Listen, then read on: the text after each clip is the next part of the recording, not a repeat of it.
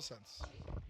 Gente, muito rápido, é só porque no início da sessão a gente tem os votos de congratulações ali também, e eu não consegui, eu queria ter a oportunidade de falar. Quero fazer aqui um voto de congratulações a alguém que tem sido muito especial na minha vida esportiva, inclusive, ao nosso querido César Vergani Pistorello, da CP Assessoria. César, queria te parabenizar. Gente, ele fez agora, nos últimos dias, 50 quilômetros na Indomite Pedra do Baú, uma prova que foi realizada em São Bento do Sapucaí, em São Paulo, uma ultramaratona, 50 quilômetros em 8 horas, nosso representante aqui de Caxias do Sul lá.